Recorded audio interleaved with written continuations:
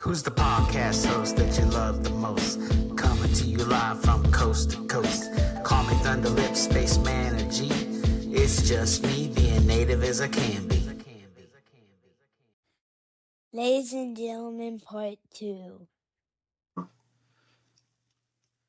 Yeah, we have a youngster in the house that doesn't handle discomfort very well. It drives me up the fucking wall.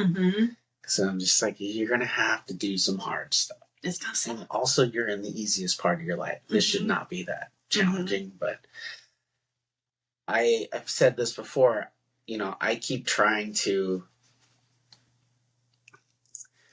I'm trying to compare how I grew up to how he's growing up, and it's not comparable at all. And so I can't expect him to have the same values or point of view.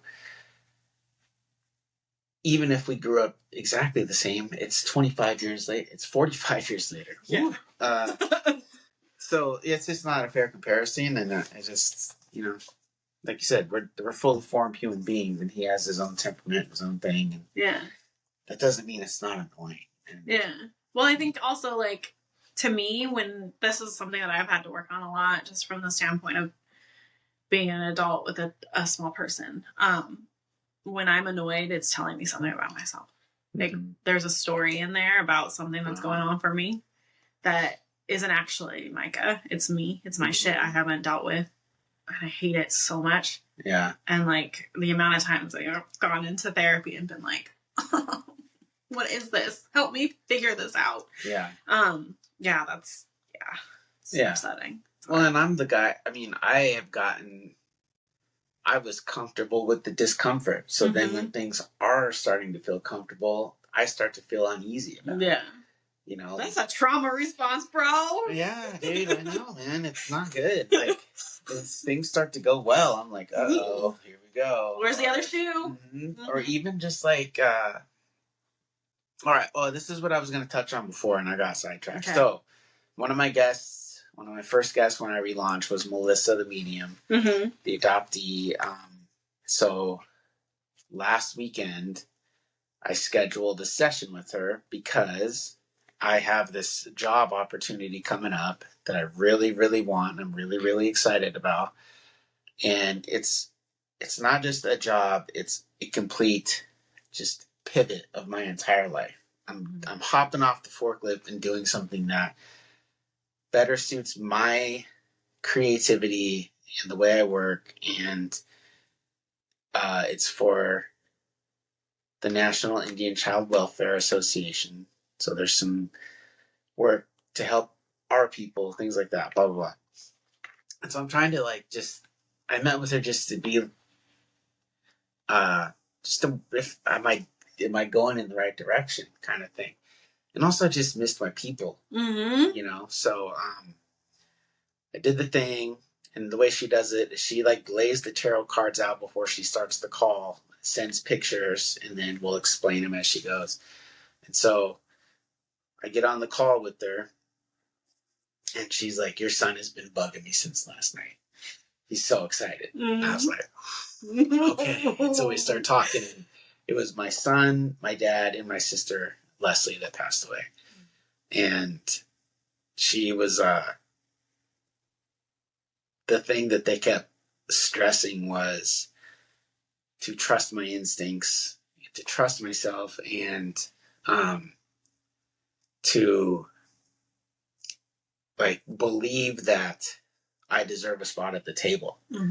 Like, this job should not feel like it's so out of reach, you know, but the other thing that my son said was, and this is why I brought it up now, is it's okay to rest. Yeah. You don't have to just keep doing more and more and more, and it's okay for people to help you. Yeah. And that's been one that's been a challenge, even in the last 10 years with Laura. I'm like, there just seems like there's something else that needs to be done around here. So just sitting and chilling is... I'm just gonna be real with you. This is the most I have ever seen you fucking sit in the entire time that I have known you. We are in the same room. You are Yeah. I'm like, okay, there goes Gino in his little path of cleaning everything as we're like at a party or whatever it is. You mill around so damn much, and then you're gone, and then you come back, you're all over the place. Yeah, that's yeah, and also because I don't like small talk. A lot. Yeah, I don't either. And in those types of situations, like I don't give a shit what way you go to work. No. It does not matter to me at all. I most of the time don't even care what people do for work. No. But I mean this kind of shit. This is the stuff I like. Yeah. Like I am not. I do like to talk sports though. That is kind of small talk. I will talk about that, but yeah. So I mean, so it was this really powerful thing where all of them are there. My dad and my sister are just like cutting up, and they were really close. Which so like. When I heard that, I was like, that made me really happy. Right? Yeah. And she described my son as a ball of light. Oh, and then she was like, ooh, oh man. I'm like, what's that? She's like, it feels like he grabbed me by the cheeks and pulled me as close to his face as possible. And I was like, oh. He did that all the time. I was like, God, he did that like 20 times a day. Yeah. And, yeah, so it was really huge, and I left that feeling because I've always been so big on ancestors and talking to them, and so that not only validated it, it reinforced it, and just kind of let me know that I was being heard this whole time, you know. And then, so Friday when I dropped Che off at school, Friday I was supposed to hear about this job, and I go to Che. I was like, Che, I need you to do me a favor. And he's like, what? I was like, I need you to tell me that my ancestors have my back, because that's what I've been saying to him for years and years. And he was like, why? I was like, well, I'm going to hear about this job today, and I'm feeling really anxious, and I'm feeling uncertain, and I just need a reminder. And he was like, I can't do it. I was like, why? He's like, if I do it, I'm going to start crying. I was like, oh my God. It's toilet time. Yeah. I was like, oh, and I was like, you know what, man? I was like, that actually means more than you saying it. Yeah. Because that means that all those times that I said it, like he's been carrying it with him. Like it got through, and he believes it. So I was like, okay, you know what, buddy? We're good. Thanks, dude. So, anyways, yeah, dude. So, by the way, I haven't heard about the job yet, but it's all right. I'm hoping for you. I really hope the best on that. If nothing else, I still feel like I'm pointed in the right direction. And if that's not the door I'm supposed to walk through, I think I'm walking towards it. Yeah. So anyway, and I almost wore like one of these while I was doing it. Yeah. To see if LT popped his head in or anything. I was like, you know, I can do that another time. Yeah. But anyway. Okay. What's because you're wearing a bonnet, LT had issues with you wearing bonnets out of the house, right? Yeah, so this is what I would call a head wrap. So I usually wear bonnets. You see me in bonnets all the time. It is for me an act of resistance, and I want to make all the white people around here real anxious and uncomfortable. And so that's basically what I'm doing. I also feel like as a light-skinned girl, I have access to doing things like that in ways that dark-skinned folks don't get to have access to. And so I'm aware of that, and also I think there's legitimate stuff around my dad feeling uncomfortable with it, and also no. Like, yeah. I think it's a both and kind of situation. So I remember being a kid and my dad being really like intense about me getting like a relaxer, and being really intense about my hair being straight and like having it long and like straight and long. And so this internalized racism experience around like what it is to be a Black woman and feel beautiful, and what it looks like to like experience beauty in this way that where the people that are black are telling you that your hair, like the person that looks like you is telling you their hair is not good enough. Mm-hmm. And so it was really a painful experience for me around like coming into understanding my hair. And like I just had a conversation with a cousin, he on my mom's side actually, he called me and he was like, I have this memory of you talking to me and you were like 7 and you said these words to me and it still haunts me to this day. You said you came up to me and you had just gotten your hair done and it was like braided and it looked so cute. And I looked at him and I said, oh, I have trash bags on my head. My hair's trash bags. Like, why are you telling me my hair's pretty? I have trash bags. And like, I don't remember saying this, but he called me and was like, it haunts me to this day. This like, Kevin, is this, white dude. He's from Salt Lake, blue eyes, blonde hair. Yeah. Chillest dude ever. But he was like, I remember that conversation and it just like was such a strange moment. And like, I just felt I argued with you about it. And then you were so adamant that your hair was trash, basically. And like, I think there's something really black about that experience of like being taught that your hair is not good enough, that you are not good enough, that you're not allowed to look a certain way or whatever it is.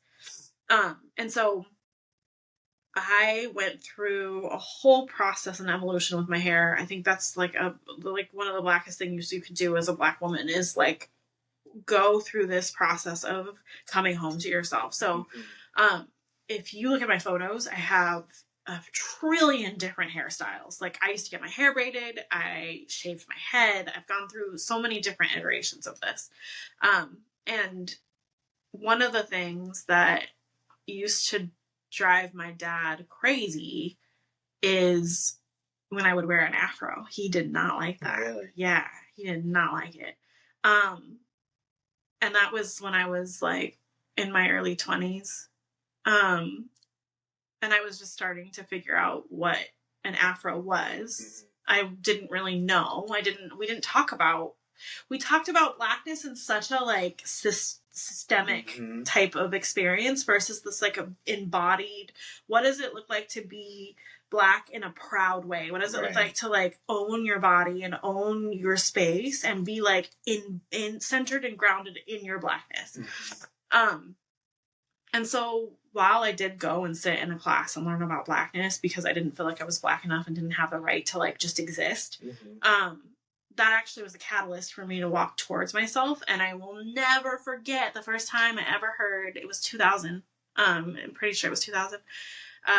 India.Arie, her video, that song video came out. Yeah. And she's like, I'm not a supermodel. I'm just who I am. And she was wearing a head wrap.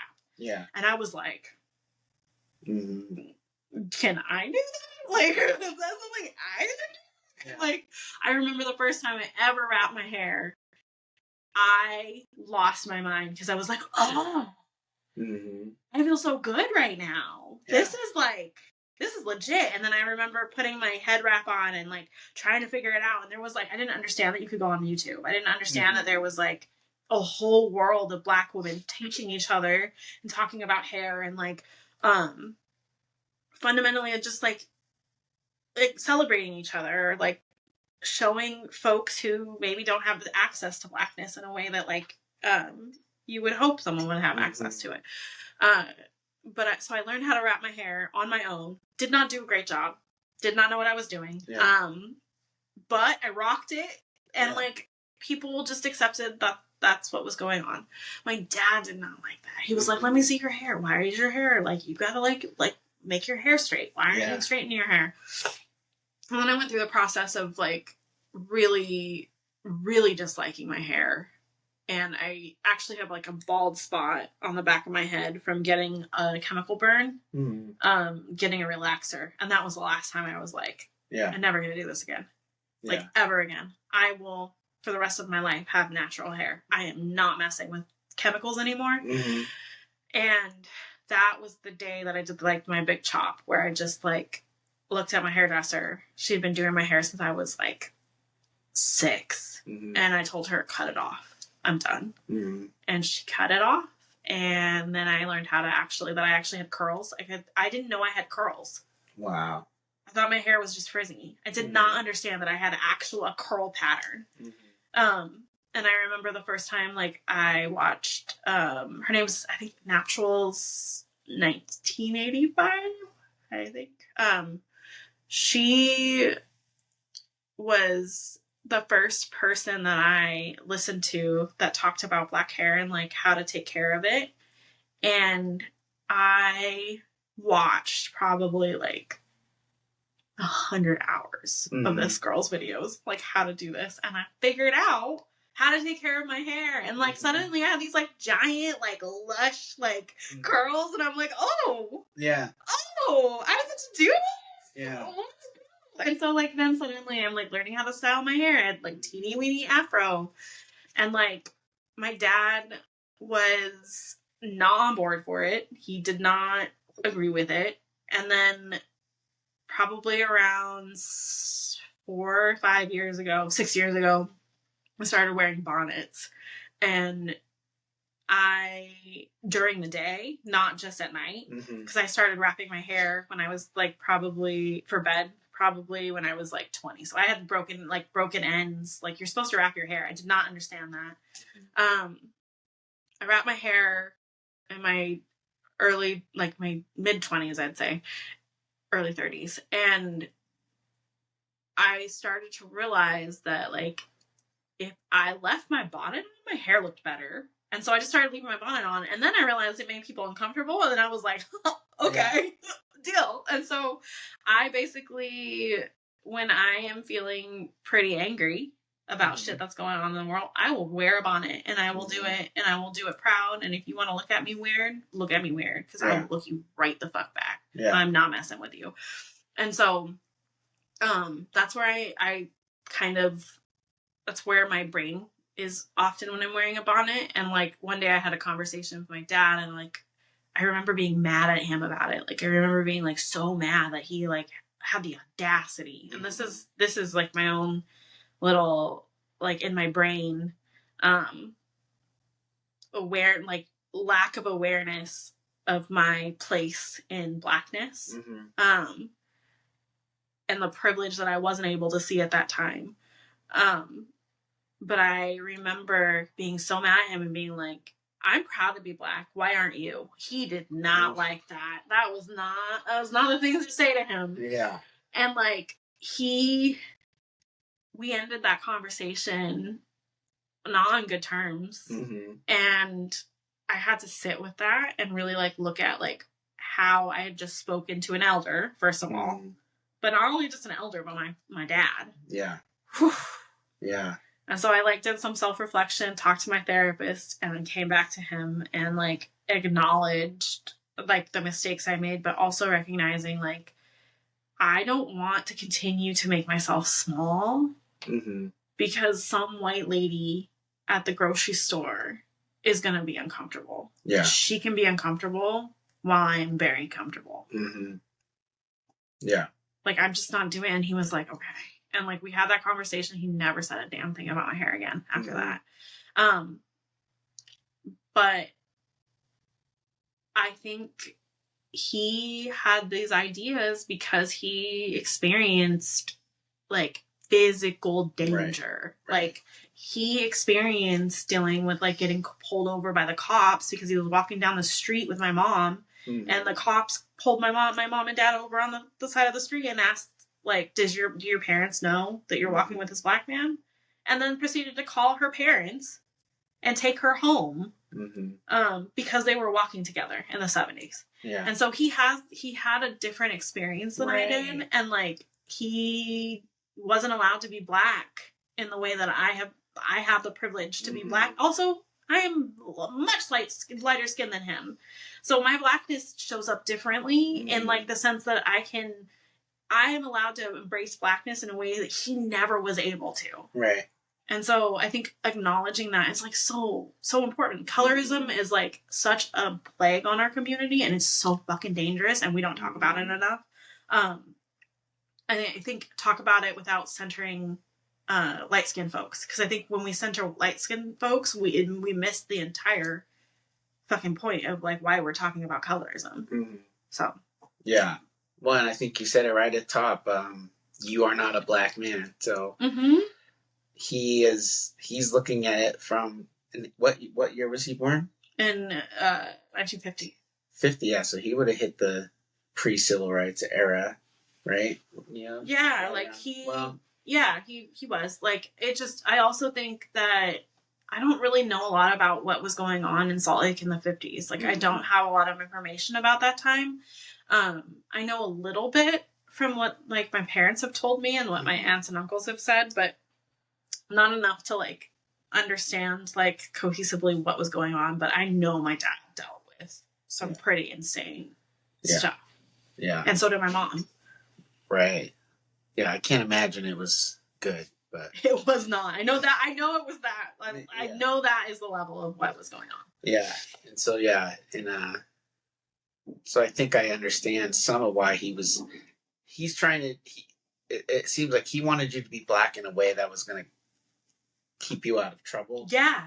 Be 100%. Proud of being black, but do it in this way so that you're not on the radar. Yeah. Be quiet about how you are black. Mm-hmm. And like, I'm not a quiet person. Mm-hmm.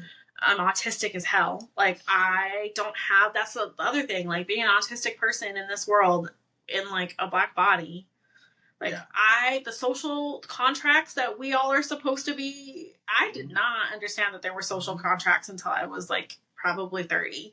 And it has been a slow climb towards figuring out like, that's why I was struggling so bad. I was not following the rules that no one actually states. Right. Yeah. Autistic as hell is officially in the book, the DSM 5 or 6 or whatever they're up to. Yeah, it's in there. Yeah. It's DSM 5TR, technically. 5TR, okay. Autistic as hell. It's extra revision. Yeah. So what I like about, well, like I was saying earlier, I'm a hip hop guy, so this is where it's kind of weird for me. Like, I don't think I've ever,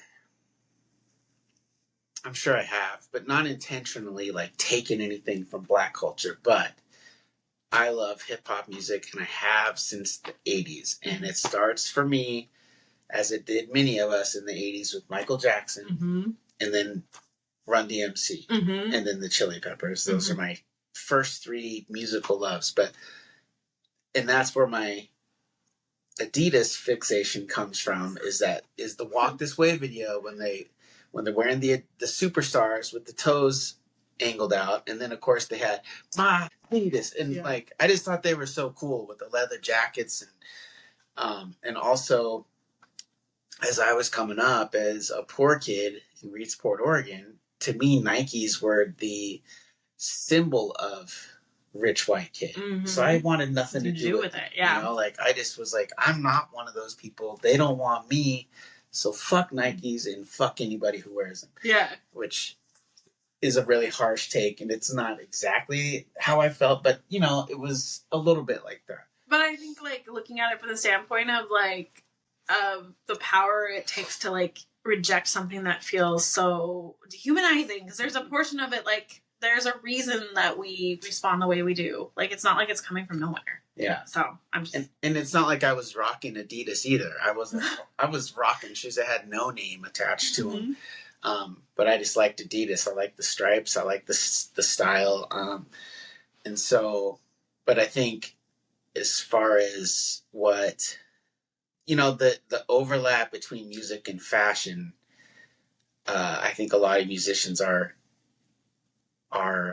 intentionally or otherwise guiding where fashion goes. And I think that's, especially in the 90s, hip hop was everywhere. And streetwear was sort of this new term that came out, and that's where I was at. I liked baggy jeans. I liked hoodies. But how much fashion you can trace back to black culture? I mean, like everything. And I think also the process of looking at it from the commodification of black culture, because when you look at hip hop and like the origins of hip hop, we're not talking about Jay-Z. We're not talking about like, yeah. I mean, he's a part of it. And also like there's a commercialized aspect to it. It's shiny. Like there's shiny parts of it that like, if you look at the origins of hip, there's nothing shiny about hip hop. Right. Like that's the whole point. It's like, it's talking about hard shit in really intense ways.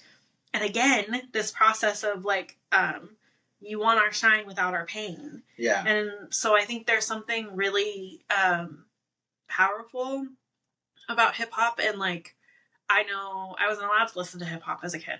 That was not part of my childhood. I wasn't allowed to, which was really hard. Yeah. And I totally lied to my parents about TLC. I was like, they are an R&B group, and like they don't rap. Yeah.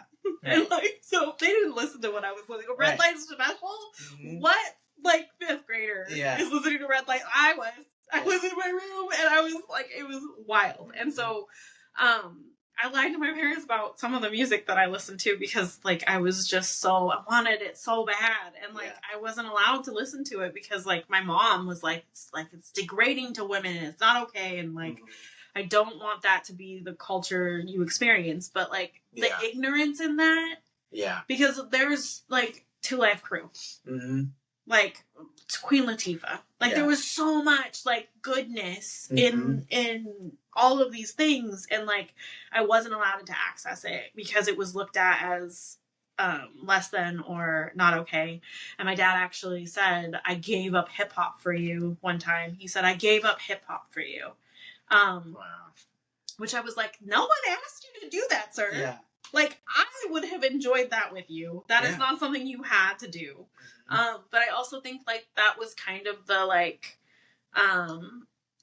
disconnect between the playing it safe and wanting to curate his image in a way that, like, kept him safe. Because he wasn't safe when he was younger. And so understanding the connection between, like, music, fashion, like identity, all of these different things, like if you look at it, it's a way to project a image. And like with him, I think he understood that image had power. Yeah. And so my entire life, my dad never cussed. Really? No. He had idioms. I don't know if that's right, but anyway, he had like little sayings that he would say instead of it.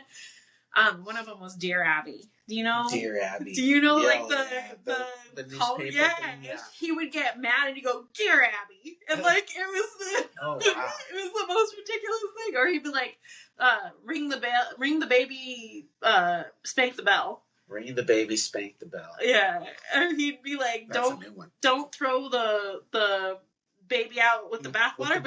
But he would say, "Don't throw the bathwater without the baby." Like he would always like on purpose.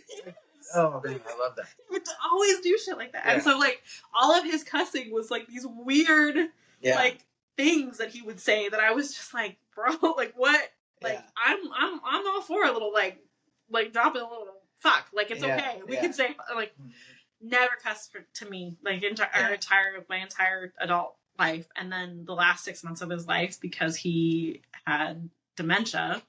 Started cussing. Yeah. And then he would look at me and he'd be like, I just cussed in front of him. Like, you did, and it is okay. It is, but even that, like, that image was so important to him, and, like, curating it because it meant safety. And I think that's what he was trying to tell me a lot of the time. Yeah. Was the way you present yourself to the world can put you in positions to be in more pain or less pain. And, like, you have a little bit of control over this. And I also think there is actually no control. Right. And so I think it's a combination of like trauma, like the idea of like what it means to be Black in this way that like allows you to have control over something while actually not having any control. Like, so it feels like you do, but you don't necessarily actually do. Because if someone wants to harm you, they are not going to look at your Jordans while they're harming you. Yeah. I was thinking about,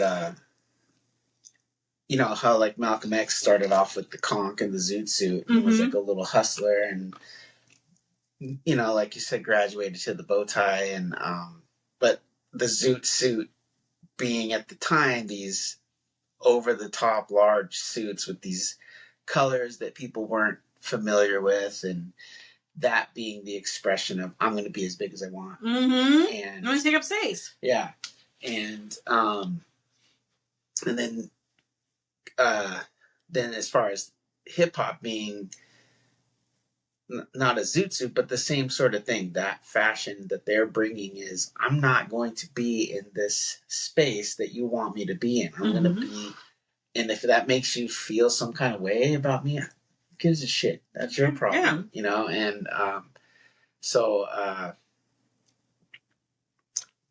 what was it? Oh, so then it made me think, I don't know if you know who Dapper Dan was. Dapper Dan was this guy that was in Harlem in the 70s and 80s, and he was always trying to kind of get his foot in the door in the fashion world. And what he ended up doing was taking like big swaths of like Gucci material or Louis Vuitton and making outfits for rappers and celebrities and ball players and shit. And he was like hood famous. His store was open 24 hours a day, all year long, because sometimes people would want like a 24-hour turnaround. I need this the next day. And like, of course, you know, I don't remember who it was. Somebody caught wind of it, you know, sued him and shut him down. And I'm like, you should have been putting him on payroll. Right? Because but like then if you look though, because what you're just saying right now, if you look like at all of the stuff that's taken place, where you can see that in the fashion that like Gucci and all of these other places have. Yeah. They swallowed that whole and took it. And eventually in 2017, Gucci did, but I think it was more like, yeah, we kind of fucked up 30 years ago. Yeah. Let's do this performative kind of, hey, look, we got Dapper Dan, even though he was shut down and this whole business was yanked away from him back in the day. But yeah, he's a legend in New York around those, not just the ball players and the musicians, but you know, the hustlers and everybody went to Dapper Dan. So I think they made a documentary about him, but I have never seen it. I think he was also in the documentary about hip hop. Like, probably. Yeah, I forgot that was his name. So I think he was in. They did a whole sneaker documentary too. Yeah, I think he was in that one. Yeah, he was. Yeah. Yeah. So, well, and then I was thinking, you know, and then the fashion of the early days, and comparing that to hip hop music, when you have black women or black seamsters, whoever, using the materials that are available to create their own fashion, whatever that was. And hip hop was, we live in a very underserved neighborhood with an underserved school that maybe doesn't even have music instruments. So how do we take these records that are in our mom's basement and turn that into a new form of music? That was never meant to be a global phenomenon. It was meant to entertain people in the neighborhood. And a lot of it was old disco records and old funk records and shit. And like, it's that resourcefulness to like, we don't have much here, but we're going to make it into something. We're going to thrive with very little. That is like, that I think that's like black ethos. Like, and it sucks that we have to be in a place to like actually thrive with little, like so little. And also, I think there's something really powerful about like the reality of being black, and like that's what you dig deep. You don't give up. You just dig deeper, and you figure it out.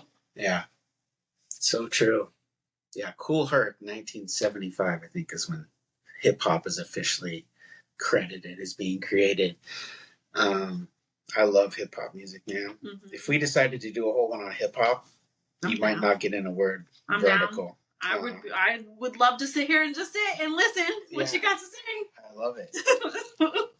and I don't remember who I was talking to about this, but on paper, there's not really any reason for me to gravitate towards it. Because when I got into it, like, it was the 80s.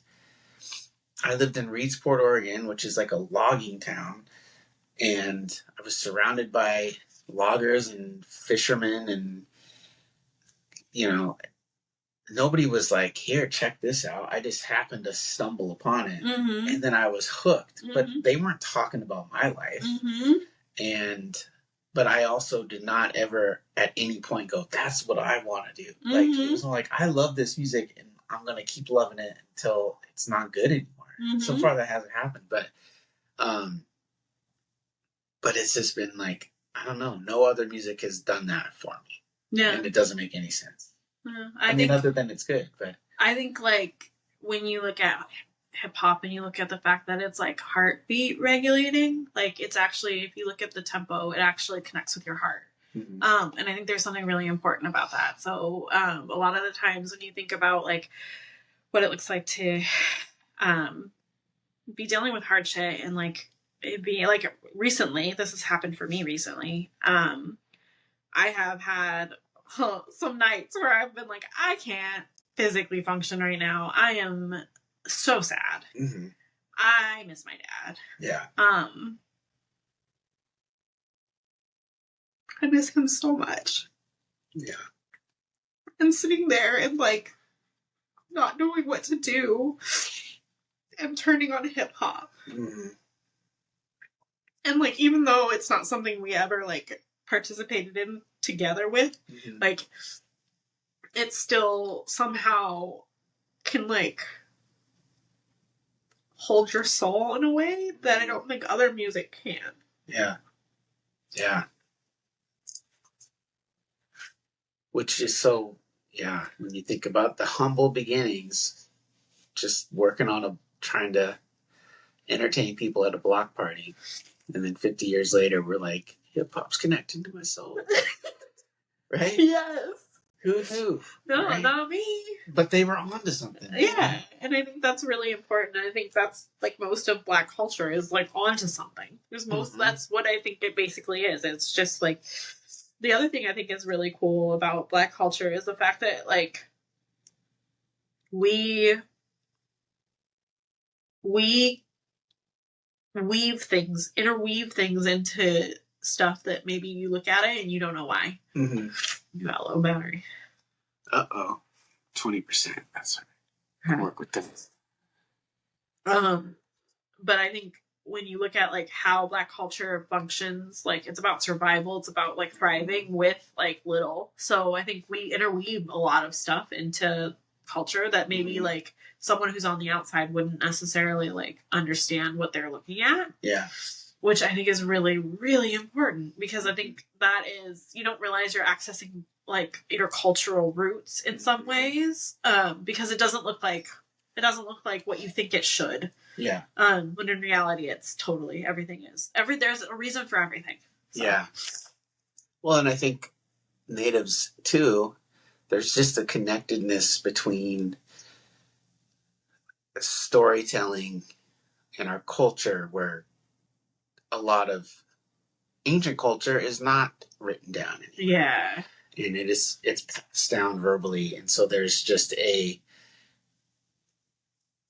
predisposition for storytelling with our people. Like we are, and art as well. I mean, and I don't know, this is where it always gets kind of weird for me being mixed, because I'm like, natives do this and natives do that.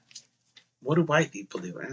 Well, I think that's okay. I think that's a great point, though, because I think one of the things that happens with whiteness is it swallows everything. It's like when we look at like Italian culture and we look at Irish culture or Scottish culture, and you look at like in the early 1900s when people were being treated poorly because they were Italian, and like you look at an Italian person now, they white. Like it swallows everything, and like it, like the idea of whiteness being anything but an eraser, I think is really important in certain aspects of that. So like one of the things that really has happened with me and my mom, probably like 7 years ago, she was like, "Why are you trying to erase me?" Oof. And I looked at her and I said, "I'm not trying to erase you. I'm trying to be myself. I'm trying to like engage in my Blackness in a way that feels really like good to me. And I'm not a white person, Mom. When have I ever walked into a room and been treated like a white person? Tell me, Mom." And she was like, "I can't." And so we had this whole conversation about like, I'm not erasing you. Whiteness has erased me. and I am no longer willing to be erased. And she heard me and has tried really hard to understand and hold space for it. And our relationship has gotten better. Yeah. My dad did not like that conversation that I had with her. He was not on board for that. Yeah. I think he really, at the end of the day, was really protective of his family and really protective of the people he loved, and like wanted like things to be like even and like not tumultuous. Like he just wanted things to be, and like that's not my life. Mm-hmm. If there's something wrong, you're gonna hear about it. Yeah. That's me. I'm like, why did we have to? No, let's just not talk about it. I'm like, no, we're gonna talk about everything, and then I became a therapist. So like, yeah, I'm the exact same way, man. When bickering starts happening in the house, like if you think I pace around a party, you should. When people start bickering around here, I'm cleaning shit that doesn't need cleaned. Like I'm like. I hate it. I'm in it. If there's bickering, I'm like, why are we fighting? Here I come. Right. Okay. We're getting low on battery. Let's see. God damn, you got a lot of notes. Dude, I'm telling you, man. I was so excited. I feel like this isn't like a second. This is like a 2-part series. Mm-hmm. I think. Yeah, totally.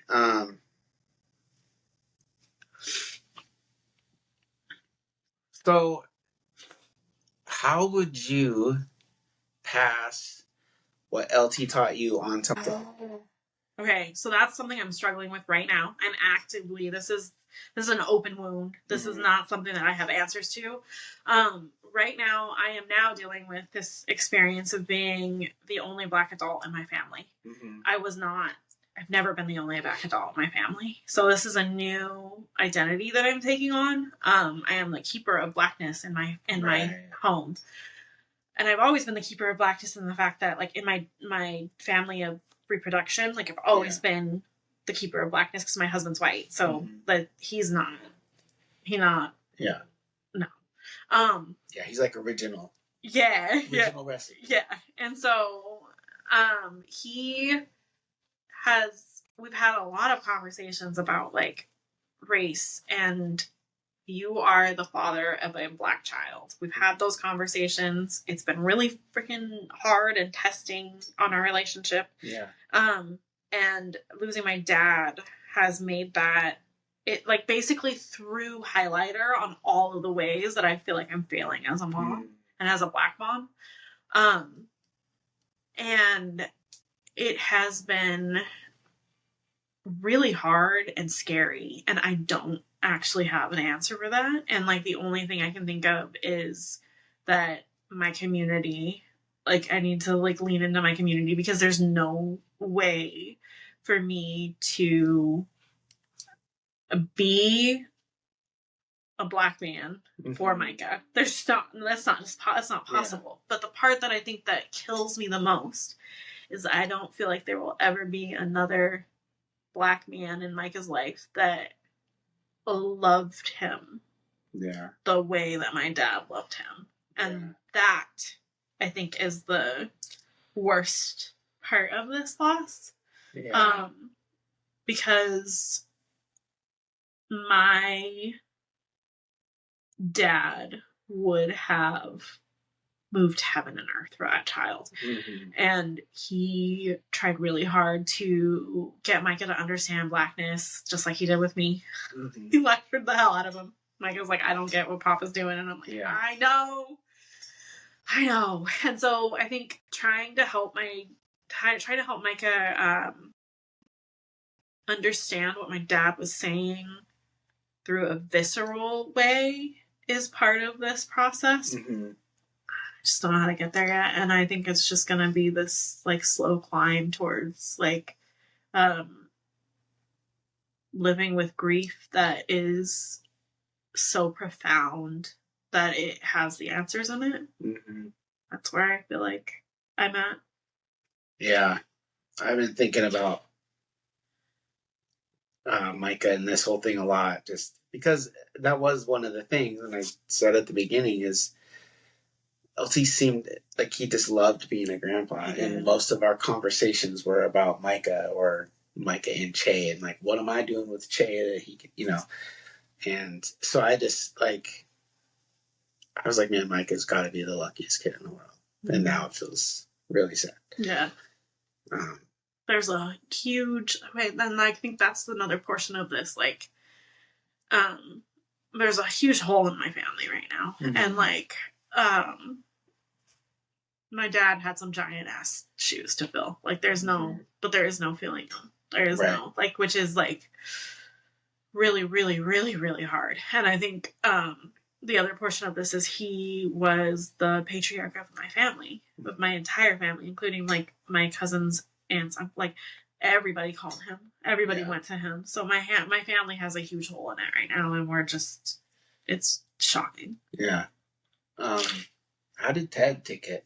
Or has he been taking it? So Ted lost his dad at 12. And I swear, this man has been like, okay, I see you. He like in the bed, like when my dad first got diagnosed with his terminal illness, he was like, you can't grieve yourself out of this. Like, you can't. Yeah. It's going to be painful. It's going to be real hard. And I was like, what do you know about this? Yeah. He was like, I've been doing this for 20-something years. Right. Like, I know a thing or two about losing dads. Yeah. And so he has been struggling mainly with Micah. His response to this has been the struggle that Micah's been having. That is what gets to him. Yeah. The watching his child struggle with losing his grandfather has been really, really, really painful. And so right now, Ted is a cinnamon roll in our household. Micah wants something, he gets it, and I'm like, bro, no, we can't just like give into this because he's grieving. Like, he needs structure, he needs discipline. We can't just like go, oh, well, you're sad, so you can have like whatever you want. And so I think that's the way he's been coping, honestly, is like between telling me like the truth about this process and what it feels like to be fatherless. And then holding space for a small child who misses his grandfather. Yeah. And like kind of being a ping pong. He's been ping-ponging back and forth between me and Micah pretty intensely. When my dad died, he had a stroke, and it took like 2 months for him to finally pass, and he was in Bend. So every weekend I was driving down to Bend, sometimes just for a couple hours, and then driving back. And it was brutal because every time I left, I thought that was the last time. Yeah. So I would be, I'd give him a hug and tell him I love him. And I must have had like a dozen times where I was like, you did enough, you did good. And I kept having closure with him over and over again. And then the next weekend would come and I would get back in the car and drive down. And but it was kind of the same. He was big. Everybody knew him. Everybody I knew that he ever met would ask about him if they met him for 5 minutes. Yeah. How's your dad doing? That's the same, yeah. I'm fine. My dad, do you care? I'm okay. I exist. I'm alive. I'm here. So, okay. I just noticed we're at 10% battery. Let me see if we can end this on one real punchy thing. Let's just wrap it up. And I want to say that I really appreciate you trusting me with this topic. And I'm hoping I did it service. We really bounced around a lot, but I really wanted to make sure I was coming correct. And I appreciate you just, talking about LT with me. Like, I know it's a really hard time. It was 2 months ago. So I just think it's, you could have said no and I would have understood. And so I really appreciate you coming in and talking about him and talking about this topic. And and I'm sorry he's gone. Thank you a lot. I feel like I would not do this with anybody else right now. I don't feel comfortable talking to anybody else right now but you. And I think like having my best friend trust you as much as she does tells me a lot about who you are. And like I know you will enough. Like we spent that week with each other, like that, like 4 days in a house with each other. So I feel like I have a baseline for like why I said yes because of that. We had some pretty like baller conversations on that trip. And at this point, the battery ran out, but we will run it back. Thank you for tuning in. Thanks, Becca.